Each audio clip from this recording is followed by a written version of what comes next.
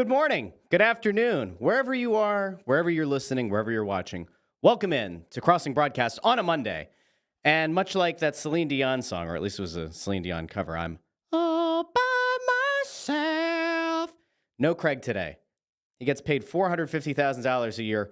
No Craig today. He is off. He remains off. I believe he's back tomorrow. But that won't help me. I'm here. It's me and you. This is just like the Russ Joy Show, which, by the way, if you listen to this show in the podcast feed, if you watch this show, if you are not doing so over on YouTube or wherever you get your podcasts for the Russ Joy Show every Tuesday and Friday at 8 a.m. live on YouTube and X and Facebook, I don't know what you're doing. You should take the time right now to pause the show and go subscribe. Now, I've also gotten a warning, a notification here as I try to stream this show that apparently X has now limited who is able to stream a live show. You have to have a premium account. Kincaid, I guess, is not paid for that. So I don't even know if this is going out to Crossing Broad's Twitter right now.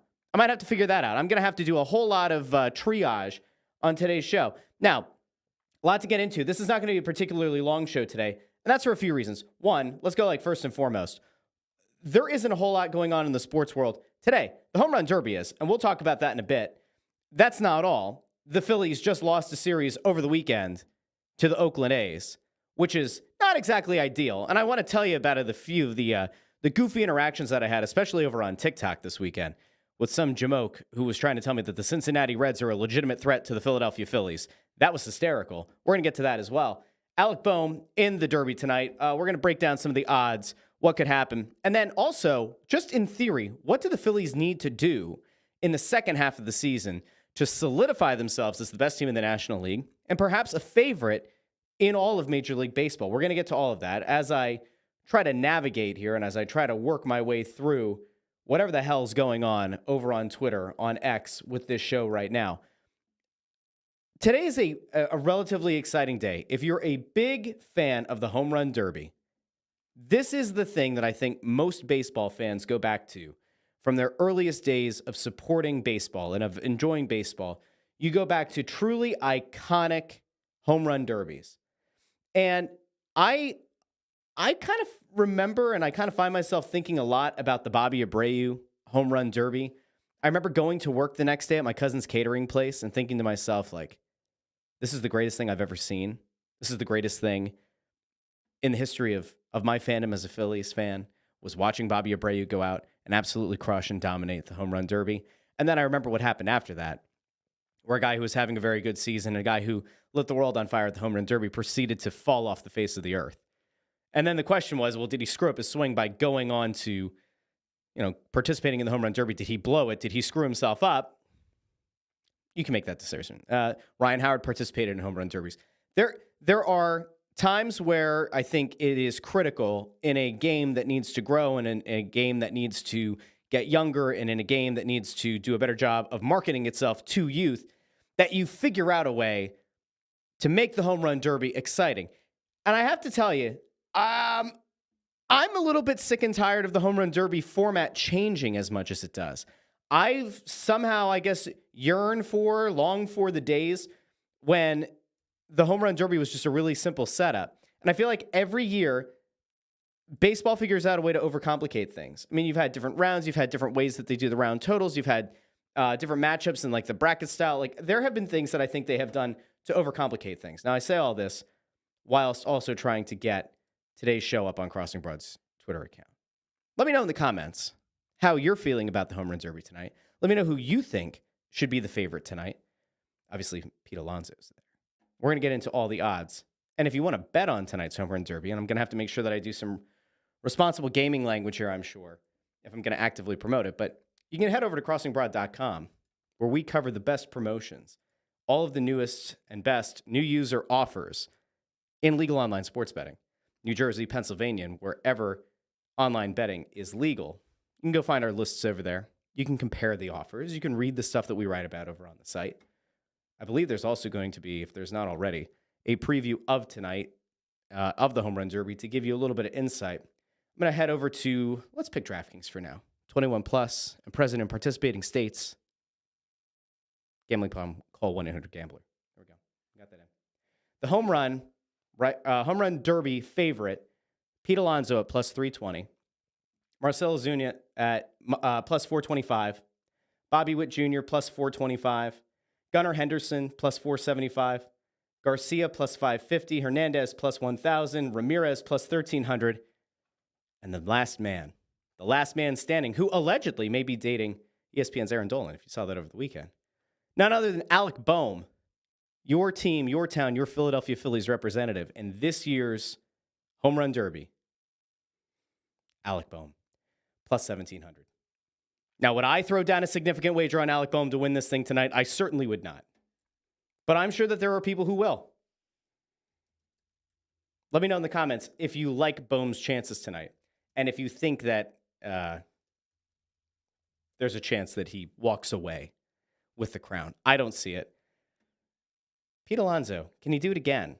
We know that he's an expert. I almost view Pete Alonso to the Home Run Derby what TJ Oshie is to a shootout in hockey. In a way, it's kind of like a foregone conclusion, though he has been upset in the past. We'll see what happens. Do you worry at all? Like I know I've gone back to this Bobby Abreu thing. I'm going back to it again, but I am at least slightly concerned about Alec Boehm in tonight's Home Run Derby. And the reason for it's like kind of simple. The last thing that you want to have is a guy who goes in who had played at an MVP level for a few months, like Boehm has at different points this season, where he's, I think, generally exceeded expectations this season. You don't want to see a guy change his swing. And I know that Abreu is the one that we always come back to, but like it is true, he changed his swing a bit. And once the season resumed, he was just never the same player.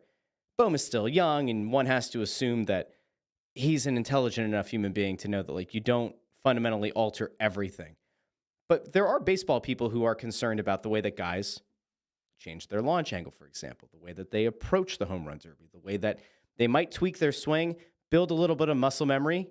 I would think that it's not going to change it that much, right? Like you have years and years potentially of muscle memory of doing the right thing, but about modifying your swing and the fact that it can fundamentally alter what you do. And then you resume. And if Boehm struggles out of the gates in the second half of the season, perhaps it is a legitimate fear. I'm just saying that's where I'm at. Now, I think Boehm has a chance to actually do something and to maybe pull off an upset or maybe like advance a little bit further in the Home Run Derby tonight, but I still wouldn't put significant money on him. But a $100 bet at plus 1,700 odds makes you a nice profit of 1,700, 1,600. Not a bad bet. Get in on the action. Head over to crossingbroad.com. Now, I'm looking at Joe Tanzi did a write-up over on Crossing Broad about the Home Run Derby. And his opinion that the Home Run Derby needs to go all in on showcasing MLB's young stars. Here, I'm going to pull a Craig Dudek here, and I'll bring it up so we can all read along. Please read the instructions on page 4 silently as I read them aloud. It's a good old Keystone exams joke. No? I'm going to trigger Ford by bringing up being a former teacher. So, Home Run Derby, we're going to skip around here a little bit. I agree with this line in Tanzi's post, that the Home Run Derby needs to go all in on promoting the likes of Gunnar Henderson and Bobby Witt Jr. At some point, you do have to turn the page. Like, you do have to start to promote the next wave of young stars. And I got to tell you, this is actually going to bring me to something that's going to piss some people off, but I genuinely don't care because I am who I am. But he mentions here that, like, it would have gotten a lot more buzz if you had been able to get an Ellie De La Cruz or an O'Neill Cruz in the field to show off the personalities, but also they're guys who really do light up social media feeds. They are guys that play really, really well on social media. And it is a shame, in a sense, that they're not part of this. And if you think about it, it's sort of akin to what the NBA runs into an issue with around the slam dunk contest. You don't get the best and brightest. You don't get the youngest up and coming stars to participate in the dunk contest. Every once in a while, you get a Zach LaVine, who some people believe, like, all right, maybe there was a chance that he could grow into something, and he was an absolutely electric dunker, but like he's never really lived up to maybe the promise of being a star down the line. In fact, it was rumored earlier this offseason that Zach LaVine was so toxic, nuclear waste-wise, at least in the view of some GMs, that Chicago was going to have to try to attach at least one first-round pick potentially in order for them to be able to move him. I feel like I just took a moment to dunk on Zach LaVine. Did there? But like, if you go back, who's the one guy that everybody was pissed off they didn't see in a dunk contest? LeBron James. And the NBA had to be pissed off at the time that LeBron outright refused, that he was ever going to participate in a dunk contest. He did the McDonald's All-American dunk contest, where I always came back to this. I don't think LeBron is a particularly inspiring dunker. I don't think he's got the creativity. He can throw the ball off the backboard to himself. He's a powerful dunker. But like, what was young LeBron's thing? Like, what did he even do in the McDonald's All-American? He had the one where he pulls the ball out all the way, and he had the reverse jam, but that was it. Like, you didn't see LeBron throwing down 360 windmills like this man behind me, Vince Carter. Half man, half amazing. You didn't see LeBron James shoving his elbow into the rim like Vince Carter. You didn't watch LeBron James get a bounce off the ground from a teammate, his distant cousin, actually, Tracy McGrady, like Vince Carter did, and go through his legs. You didn't see that. Hell, you haven't even seen LeBron James do dunks like Andre Iguodala did off the side of the backboard from AI. LeBron James, that was a missed opportunity. Although, I think LeBron knew he wasn't going to win a dunk contest. And if he did, it was just going to be because he was LeBron James, not necessarily because he was going to put together the best dunks. But I'm going to just put that one off to the side for a second.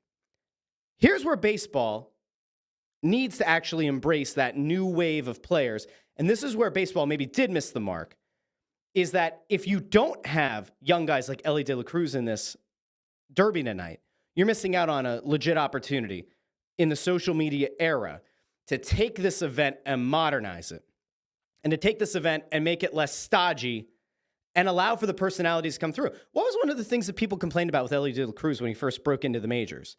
It was that he was too emotive, that he was too emotional. He wore his emotions on his sleeves, that he would celebrate, and that it would show up the opposition. You don't want to get shown up?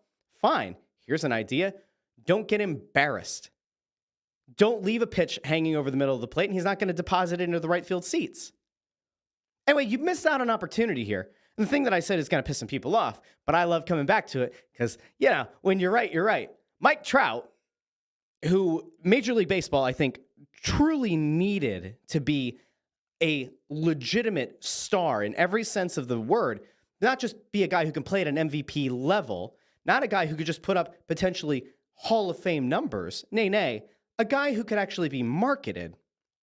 I've always come back to this. Mike Trout decided that he wanted to remain with the Angels. He wanted to stay out on the West Coast. He wanted to stay on a team that no one gave a shit about. He had no interest in coming east. He would rather show up. He would rather play in Philadelphia. He would rather be in a meaningful game in Philadelphia in October, sitting in the end zone at an Eagles game, than actually playing baseball for a team that matters. I'd even go so far as to say Mike Trout is so thirsty. He's such a thirsty guy for the attention and for the, he's a local guy. Keep things, New Jersey. He's a good New Jersey. We love New Jersey. He's that kind of guy. He sits in that front row in the end zone, and he takes the ball like he's getting granted a Make-A-Wish from John Cena. Like, what are we doing? Anyway, Mike Trout didn't ever really elevate baseball in the way that baseball needed him to. The opportunity was missed, and he's missed much of this season. And I know in the offseason when we talked about, do you bring Mike Trout into Philadelphia? I was like, no, please don't. I don't want Mike Trout here. There's no point. He's never done anything in the playoffs. He's very rarely been able to get his team even in playoff contention. He's making a lot of money, and he's a broken down player. He will go into the Hall of Fame. Multi-time MVP. Very good player. But baseball, when he first broke in, was at a point where they needed a star and somebody who was marketable. And he ran from the opportunity. He ran the total opposite direction of, hey, Mike Trout, you're a good-looking dude. You're from an area that has this huge sports media market and is a big sports market. And yes, you're going to go play out in LA. And yes, nobody really gives a shit about your team. But, we can build around you. We can make you a star, kid. Make you a star. And he ran the other way. So now baseball actually does need to change things over. Baseball actually does need to turn the page to this new crop of players. So that's why I think Tansy's right about them building this up and kind of promoting around Henderson and Witt Jr. Like, I think it's a good way to go. I'd even say Alec Boehm isn't exactly like a 22-year-old, right? But he's certainly not 35. The real conundrum, I guess, that baseball has now is if he's, with Aaron Dolan of ESPN, and ESPN and baseball they have a relationship of their own. It's not necessarily quite like a local sports media person ending up in a relationship with a local athlete. Not that that happens. But that's just something. That's something to keep an eye on. Are they going to promote Alec Boehm at all? Does Alec Boehm move the needle for the Phillies and for Major League Baseball? I don't think they look at him as being a star across the sport, but he's certainly a guy who's stepped up in a big way for the Phillies this year. All right, so the home run derbies tonight. I've gotten a little bit of a mixed bag over on YouTube about who's going to win. Ford has a lot of comments about Aaron Dolan, which we're going to keep off the show. Jillian got the teacher joke, though, before, and I appreciate that. Josh, my former student, said that he has PTSD now from the bad teacher jokes. Josh White also points out the fact that LeBron, amidst the other things that he couldn't do like Vince Carter, he was also not the guy to do the it's over. Vince Carter knew. What did he know and when did he know it? Connor Allen also says that Trout didn't do anything noteworthy for the World Baseball Classic either. I don't think you're wrong. I don't think you're wrong. If you're Major League Baseball, what are you doing? You have to find that new crop of players, and you have to figure out a way to incentivize. I think this is the thing that like Major League Baseball runs into and the NBA also run into, is you need to figure out a way to incentivize, especially these younger guys, to be the face of the sport moving forward. Football doesn't exactly have that. Like you go back to this with the Pro Bowl, right? The entire concept of why the Pro Bowl doesn't work and why you don't have as much youth necessarily that's being promoted with the Pro Bowl. You have a couple of things working against you. One, the guys wear a helmet, right? So you know what your quarterbacks look like. You know what most of the skill position guys look like, receivers and running backs. But there's a little bit less of a facial recognition among sports fans as a whole versus like what you have in baseball, where everybody knows what Mike Trout looks like, even though he's not marketed particularly well and he is, kind of runs the other way. Bryce Harper, everybody knows. Yes, Bryce Harper wears a little helmet with a little thing on the side, but everybody knows who Bryce Harper is. Everybody knows what he looks like. Football fans, like if you showed someone a picture of Joe Burrow, they would probably know who Joe Burrow is. If you showed a just regular sports fan a picture of C.J. Stroud, would they be able to identify C.J. Stroud? He's one of the best young quarterbacks in the NFL. There's not the same kind of facial recognition. If you showed someone a picture, let's say, of Anthony Edwards of the Timberwolves, I would say that there's maybe a little bit more likely of a possibility that somebody's going to at least recognize Anthony Edwards. And if they don't now, they certainly will after the Olympics. So football has this like weirder thing, right? They don't have a rookie game during All-Star Weekend the same way that most of the other sports do. And there's no real incentive to try to get those guys to participate in a skills contest because there's not really a skills contest in football that's akin to the home run derby or to the dunk contest. The NHL has been kind of screwing around with this idea of having other games, right? Of having other small mini game things. Like the NHL has the hardest slap shot. They have the fastest skater. They have that kind of stuff. People generally don't care about the NHL All-Star Weekend. Baseball has this built-in thing that just has so much equity built up over the years because the traditionalists and the young fans alike can enjoy it just as much. Everybody likes watching ball go boom. Everybody likes watching the ball go as far as it possibly can. Everybody loves the idea of having targets set up and trying to hit those targets like it's Topgolf. Everybody loves it. Everybody loves that. Now, I want to ask, so let me know in the comments, especially if you're on YouTube. By the way, if you're watching on X, you have to click the video. And then, like, in the old Periscope view, that's where if you want to comment, I'll be able to pull your comments up on the screen. If you just reply to the video, I won't see any of it. I can't pull it up on the screen. So if you're watching on X, that's the way to go. Would you like to see there be bonus points based on where a guy hits the ball in the home run derby? Like, seriously, like Topgolf. If you hit a second deck home run, should you get 2 points or 3 points for it? Should you only get half a point if it just scrapes the wall? Should center field be worth more than a short porch in left field? I think that's actually an interesting way to potentially make the home run derby even more interesting.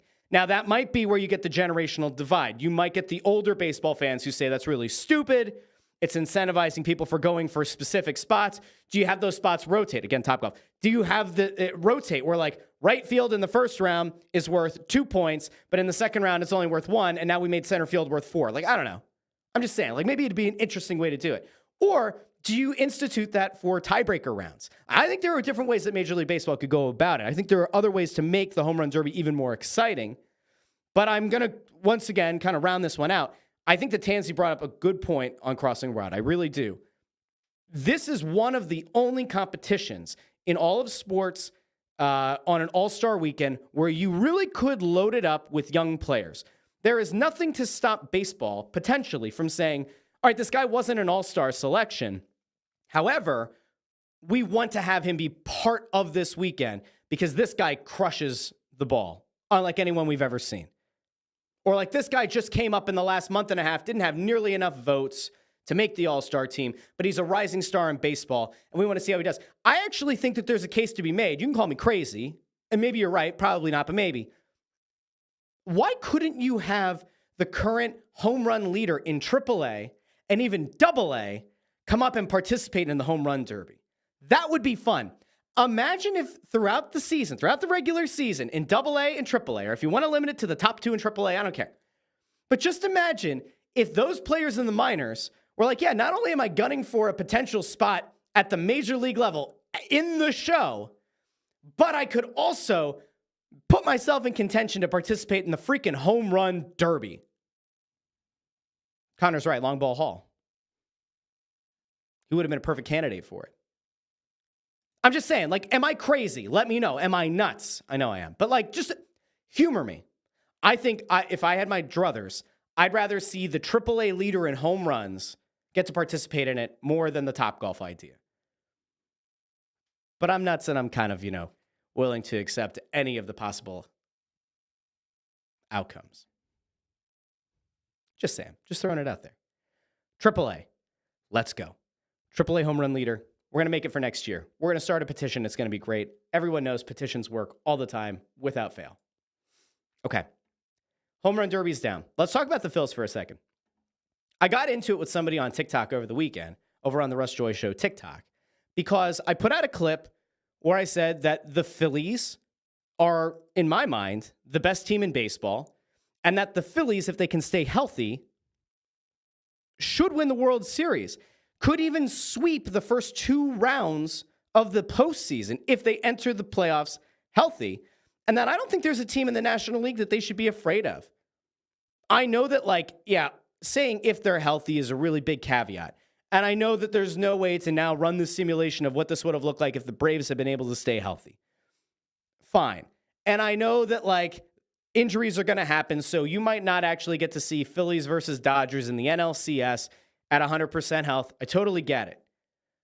But right now, just based on where I'm looking at this team, the lens through which I am looking at the Phillies, I think they're the best team in baseball. Now, I could say I don't think it's particularly close. I do think that there are teams that have the ability to give this team a real run. I do think that the Dodgers in a 7-game series would give the Phillies a significant problem. But I still think that a healthy Phillies team wins.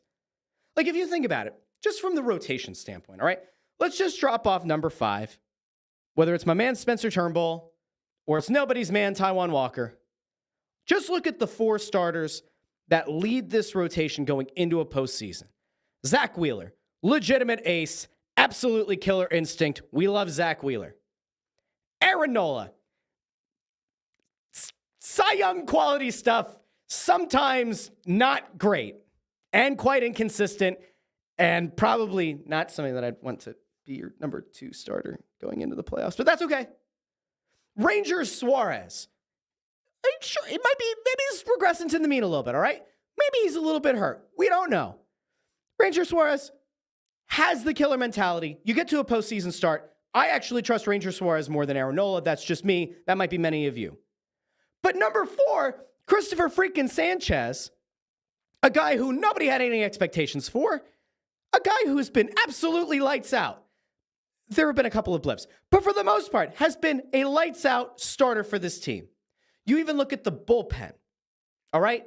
And I know that there have been times this season where people have been really concerned about Jose Alvarado, and they've made this case, and they've made this pitch time and time again. Can he really be your closer going into the postseason? I once again say yes, he can. He's got closer stuff. He's got closer mentality. He can do the job. The bullpen is strong. The starting rotation is strong. The lineup itself, if healthy, is among the best in all of Major League Baseball. Now, I mentioned the Dodgers before. The Yankees, in theory, if you get to a World Series, could the Yankees or the Orioles give you a legitimate run? Yes, absolutely. It is a possibility. Sure, they could.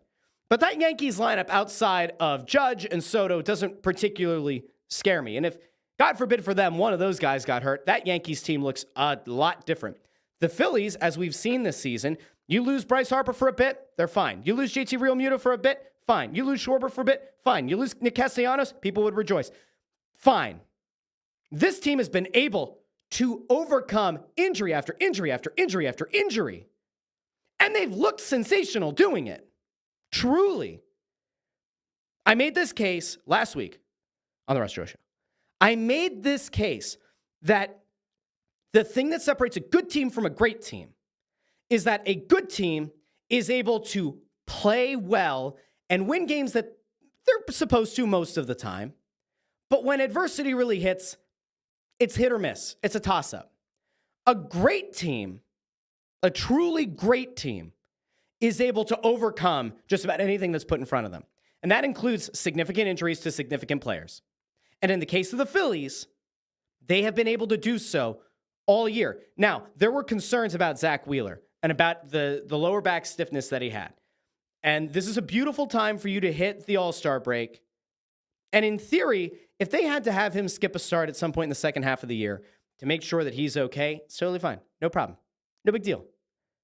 Even though I'm critical of Aaron Nola, if he is trying to pitch through something, no. Take a second. Take a couple of weeks. Put him on the IL if you need to. Team is still good enough to overcome it. If Ranger Suarez, as I just mentioned to and alluded to a little bit ago, is trying to pitch through something, is hurt, there is no reason to try to force him to play through it. There's no reason to allow him, by the way, to go against what your doctor's best intent or their best advice would be. There's no reason to have him try to pitch through something if it ultimately is going to hurt his chance of being available to you in the postseason. I think that's one of those things that when you look at sports at the local level, at the high school level, the collegiate level, even the pro level, players always want to play. They will play hurt because they internally are of the belief that, hey, me at 80% is better than anyone else we have that could take my spot. Or in the case of, say, Christopher Sanchez, I have to play through this because if I give up my spot, there's a chance I don't get it back, even though he's pitched really well. It's kind of like the Spencer Turnbull argument, right? It's like he's out. There's a chance he doesn't get another crack at the rotation because he got hurt. Taijuan Walker, I guess you could have made the case he didn't want to come out of the rotation. He got hurt. There's a chance that they'll probably put him back in, but maybe they won't. You don't want to give up your spot. If you're a platoon guy, or if you're somebody who's kind of bouncing back and forth between the majors and AAA, you don't want to come out of the lineup. You don't want to take yourself out by saying, hey, I'm hurt. I need a couple of days, because there's a chance that if you're a fringe guy, you're never going to get back into the lineup, back into the rotation, back into the bullpen. Joey B notes that my broken Westchester broken bobblehead is epic. Thank you, Joey. Yeah, Rammy's other arm is around here somewhere. I've been meaning to glue it on. I was just hoping no one would notice. I was gonna put Chase Utley right here ahead of him so you wouldn't notice. But yeah, this is where we're at. Kids knock things over. It's really sad. My Brad Lidge one right here, by the way, is also broken, but I was able to fix his forearm, so that's what it's all about. And Joey also thinks I'm preaching today, and I appreciate that. Thank you, Joey. Thank you. Also thinks that I should have an 800 number to scroll on the bottom for donations. Joey, maybe someday. Should I start preaching now? No, we're not doing that. Okay, so we talked about the home run derby, about the Phillies. Now, potential trade candidates. The A's have a bunch of guys who Phillies fans, I think, were interested in and who could potentially be guys that could help this team, whether it's in the bullpen or in the outfield. The real question, seriously, the real question that you have to ask if you're a Phillies fan is, what are you willing to give up for anyone? Because I also made this case. I feel like I'm now promoting my other show, but like I made this case last week as well. You have to be really, really careful that this team looks like every bit of being the real deal as it can be. This looks like the ultimate push your chips in kind of team. This is a kind of team that if you're typically averse to having one of your top prospects in the conversation, this is maybe the kind of year where you look at it and say, we have a legitimate chance to win the World Series. This isn't like we're the third or fourth best team in the National League. We're maybe the sixth best team overall. Going out and getting a lockdown, like stud closer, which allows Alvarado to move into the eighth inning. Like going out and getting that guy, but having to trade one of our top prospects is totally off the table. You simply cannot be in that mentality. In my opinion, I think that this team has proven that it's at a total other level. It is a team that is so far beyond what you usually see from a Phillies team that, like, you don't want to trade your top two. Maybe make your top two guys off limits. But outside of that, to go out and get another closer, if that's what you really think, if internally the Phillies feel like we need insurance for Jose Alvarado, or we just like having Jose Alvarado maybe move to the eighth inning, or it gives us a better ability to match up late in games. If that's what they ultimately decide to do and you trade one of your best prospects away, this is probably the season to do it.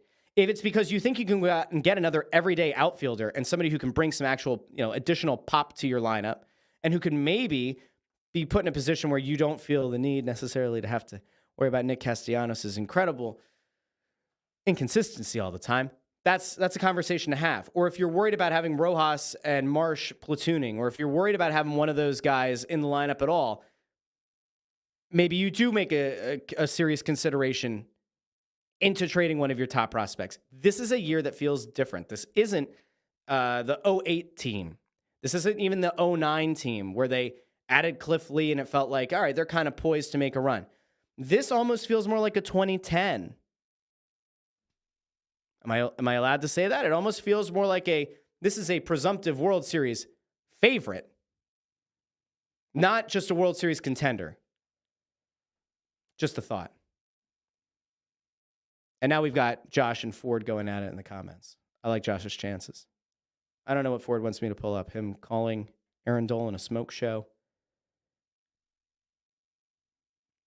You can file a formal complaint with Kevin Kincaid and Craig Dudek when they're back. All right, so those things are now done. Phillies. We've talked about the Phillies. We talked about the home run derby. And honestly, where I'm at right now, just based on what's going on in the sports world, I'd pretty much say that we're done. But I will go back to something that Ford did comment early on, and it is something that's worth talking about, at least briefly. The Copa America final. Now, I know the expectation on Crossing Broadcast is Philly sports only. Suck it up, Buttercup. Okay? The Copa America final was a disgrace. And I don't mean the game itself. Truly, I do not mean that the game itself was a disgrace. Everything that led up to it was a complete and utter failure disgrace. There are a lot of people who looked at what was happening, and if you haven't seen it yet, it was absolute pandemonium, like an hour, 2 hours before the game started or was scheduled to start, because people flat out bum rushed the gates outside of the stadium. And you had a bunch of people who got in who didn't have tickets to the game, who simply ran in through security. And eventually, like, some of the videos came out of people catching up to people, like the security catching people and trying to remove them. They ended up pushing back the start of the game. And in the midst of pushing it back, the stadium put out through Twitter and CONCACAF CONMEBOL, they put out through Twitter that, like, if you don't have tickets to the game, you have to leave. Yeah, good luck. They had thousands and thousands of people beyond what the capacity of the stadium could hold because people didn't have tickets and they bum rushed their way in. Let's just talk about security nightmare, okay? Let's just talk about how that's a total failure, especially, this isn't political, especially given what happened on Saturday, where you saw an attempted assassination of a president. You would think that, like, oh, games, stadiums, enhanced security. Mind you, U.S. Soccer wasn't actually responsible for this, and there are a lot of people now that are going, oh, does this mean that the United States can't actually have a World Cup because they do such a poor job. They did poor job with security. They did poor job with the game where players went into the stands to go protect their families from opposing fans. Is this a failure on U.S. soccer? No, there are other failures on U.S. soccer. We might get to those tomorrow on the Russ Joy Show. But the lead up yesterday was a disgrace. And by the way, it wasn't just the rushing the stadium. There are videos circulating of people climbing into air vents in the stadium to get in. Climbing, it almost looked like a human centipede or whatever. They were climbing humans to get into the air vents in the stadium. What are we doing? So again, this wasn't U.S. soccer. This wasn't even really the stadium's security responsibility. This is all security that was planned out by CONMEBOL, which oversees all of this hemisphere's teams. This is how you get teams like the U.S. and then teams from South America and teams from Latin America all together in this tournament, in the Copa America. A total failure on their part. It was a black eye on everything that had to do with that tournament. And that's before you even get to the game itself, which we'll get to in a second. Joe Papel says, could have been a whole lot worse at Hard Rock Stadium. They must have been expecting a U.S. men's national team game. The U.S. has passionate fans. I don't know if I've ever seen a game where U.S. fans were storming the stadium by the thousand to try to essentially break in and trespass on the game. There are reports of families that had bought tickets to the game where there were people sitting in their seats that didn't have tickets. They contacted security in the stadium. Security said there's nothing we can do. Families left. There were people who spent a lot of money to be at that game who ultimately couldn't even get into the stadium because once the gates were sealed, that was it. Couldn't get in. They had tickets, had valid tickets, couldn't get in because some jackass stormed in and took their seat. It was an absolute shame. Total shame. Joey B wants to know Kincaid's thoughts. Thursday. We'll try to convince him to talk about this on Thursday. I don't know where Kincaid is. He's not usually here on Mondays. I have no idea where he's at right now. He might write about on Crossing Broad. He might have actually done so already. I have to go check over there. Danny, though, is happy about Dragon CONMEBOL. So, Danny, I'm here for you. Totally here for you. Ford said, total disgrace. I was telling my son we could watch the first half. Game was supposed to start at 8. It started at 9:30. The biggest news to come out of that game, other than the absolute security failure at the start, was Messi's ankle. And if you haven't seen it yet, it was disgusting. Truly gross. Messi's ankle was the size of my head. And I have a massive head. I might be a small person, but I got a big head. Messi's ankle, if this is the normal line from the front, he had kind of what was the name of the beaker in chemistry class? Somebody's got to know. The one that comes down vertical and then kind of gets bulbous at the bottom. You can let me know. Let's see who paid attention in chemistry in high school. You could tell that I was not. The hell was that beaker called? That's the beaker from the Muppets. We'll think. If anybody can get there before the end of the show, great. But Messi's ankle was totally screwed. There was no help in it. Anyway, Argentina goes on to win. Good for them. And in the Euro was actually kind of funny. Because if you thought that England was actually going to take it home, it's coming home. Buddy, best of luck to you. Spain walks away with the Euro. The English fans are upset. Potential men's national team candidate for manager, Gareth Southgate. Tactics question. Selections going into the tournament had been questioned. Not an aesthetically pleasing brand of soccer to watch. England's not exactly thrilled. Ford is also wrong, says Bunsen burner. Bunsen burner is the plate underneath. I'm talking about the actual beaker. I think it's called a beaker. Isn't it a beaker? A volumetric flask, says Josh. I don't know if that's... I think it's the Erlenmeyer flask. I do think that Ford's right. I think it's an Erlenmeyer flask. I think that's right. We're going to go with that. I think a volumetric flask is just the cylinder. Anyway, we got a little chemistry lesson in here today, too. I think that's good for today. I think we're okay. We talked about soccer there a little bit at the end. We talked about the Phillies. We talked about the home run derby. I think we're okay. Everybody okay? I'm just checking the comments real quick to see if there's anything else that anybody's really raging about today. We will talk about this on tomorrow's show over on the Russ Joy Show, YouTube and X and all that. The U.S. have had a candidate pop up, which I am truly shocked by. But we're going to break this down tomorrow because obviously the expectation is we talk about Philly sports over there, but we also talk about some national sports as well. But I mentioned that Southgate was a potential target of the U.S. men's national team. What was more interesting is the fact that the manager who beat him, the manager who out-managed Southgate from Spain, De La Fuente, massive rumor dropped last night that his representatives reached out to U.S. Soccer about the U.S. men's national team job. Now, there are people out there right now who think that it's just a mere negotiating tactic, that he's trying to get more money out of Spain. But in the off chance that he's serious, can you imagine the coup for U.S. soccer? You lost out on Jurgen Klopp, who said he really does want to take a break from soccer. Imagine if you're able to go out and bring in the manager of the team that just won the Euro. Anyway, we're going to talk about that tomorrow. We'll get into more about the Phillies. We'll recap the home run derby. We'll preview the All-Star game. We'll take a look at what else the Phillies are going to have to do going forward. Talk a little bit about the Sixers tomorrow, a little bit about the Eagles as they're getting closer to training camp. We might even get into a little bit of Flyers talk. Is there Flyers talk to be had? Perhaps. We'll get there as well. Any other news that breaks in the Philly area, or perhaps any news that breaks in the national sports world, we will talk about that on the Russ Joy Show. So do me a favor, if you haven't done so, go over there, subscribe to that channel, ring the bell so you get notified whenever that show goes live. And by all means, if you have not already subscribed to Crossing Broad, if you have not already subscribed to the Crossing Broad YouTube channel, I don't know what you're doing, but it's time that you do. Not only can you get this show on Mondays and on Thursdays when Kevin Kincaid's in the lead chair, you also get Crossed Up, a Phillies podcast with Big Bat Bob Wankel and Anthony Sanfilippo. You also get Kyle Pagan's Man on the Street videos, which are some of the best content in all of Philly sports. Go subscribe, ring the bell, get notified whenever this show or Crossed Up or one of Pagan's videos hit. And in the meantime, go over to Cross